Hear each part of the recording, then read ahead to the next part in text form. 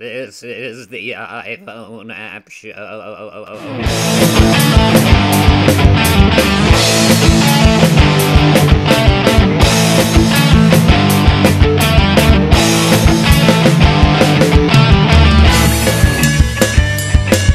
Hello everyone, welcome to the iPhone app show. My name is Lane Fornerat, AKA LaneVids, LaneVids.com.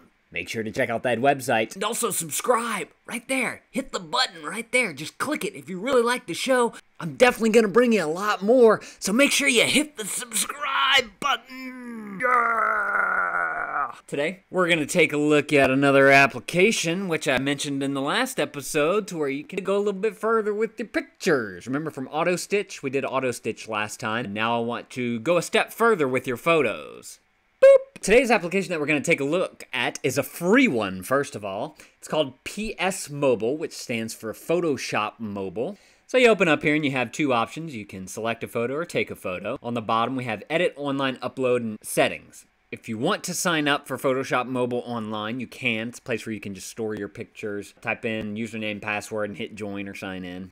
Upload, you have to sign in to be able to upload to them, so if you want to sign in, then you can upload your photos to it. And there's some settings here. There's an about, copyright, blah, blah. Show tips if you want tips on or off, whichever you prefer. And then there's your account information, which is your Adobe ID login that we talked about earlier. So let's go back to edit. Let's select a photo. We're going to select the auto stitch that we chose last time. Remember, it had a bunch of funny borders to it. A couple of pieces weren't right. So we're going to enhance this picture a little bit. First thing that I do whenever I open up a photo from Auto Stitch is I crop it. Up in the top left is your crop button, but you can also rotate and flip. Go ahead and hit crop. I'm going to grab inside the borders here.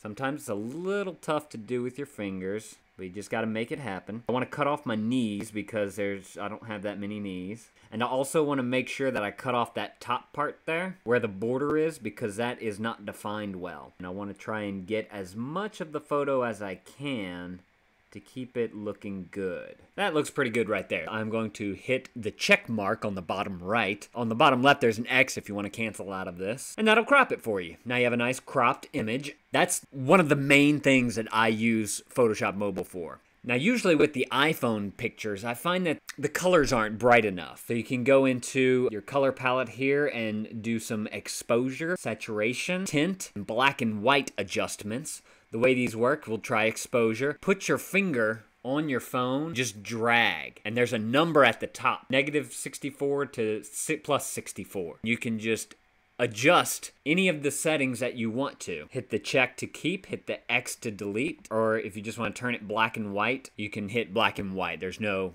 adjustment there. If you want to revert back, on the bottom, there's the red arrow, and it's just it says working, and it'll undo, and then the green arrow is the redo. Or if you just want to hit cancel, you can hit cancel. Are you sure you want to exit editing? The next tab over on the top, sketch and soft focus. These are two kind of like little play around things. Sketch basically makes your photo look like it's in a comic book type of thing. Soft focus just kind of softens everything in the photo. Mainly what I use this application for is this fourth menu here. This fourth menu makes this application worthwhile. They have some preset stuff that you can just click on and it'll automatically do it for you. There's a vibrant that's just gonna brighten up everything and saturate it. They have the pop, gives you that 4 image different color look. There's the border if you just want to add a border to your photo. Vignette Blur. This one's very cool. With this picture here, actually, it works very nice because in the center there, you have the laptop and the pins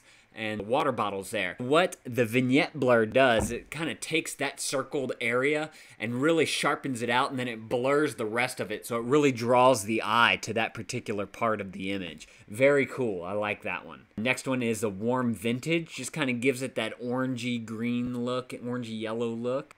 Rainbow, if you want to turn your image into a rainbow colored. There's a white glow if you really want to give it a nice bright white light. And then there's this nice soft black and white. They've basically taken the soft filter and the black and white filter and mixed them together, and they put together a very nice preset here for you that you can use. Simply just accept whichever ones you want. We'll go back and also do that vignette one. You can mix and match these, which is great if you want to add a border to it. Look at the picture of what we have now to what we had. To do that, let me go ahead and save and exit. There's also a save and upload if you want to do that, if you want to upload to Adobe. I upload my pictures differently, so I'm not going to be using that. So it's going to save your picture while we're waiting. Subscribe! All right, so we have our picture now.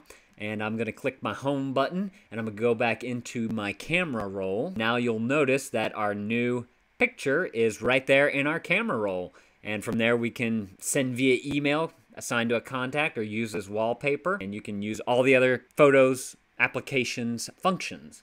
This is the mess that we had from Auto Stitch. This is what we cleaned it up to be. And I must say, that's a nice cleanup. I really like it. The clarity on the video isn't as good as what I'm looking at here.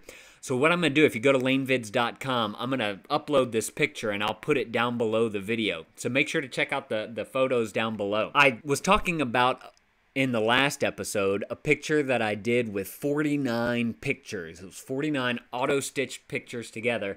And then what I took from that, I want to show y'all because it was really amazing. I was out in my parents' backyard and I took 49 pictures just of the house and the trees and the forest and all this.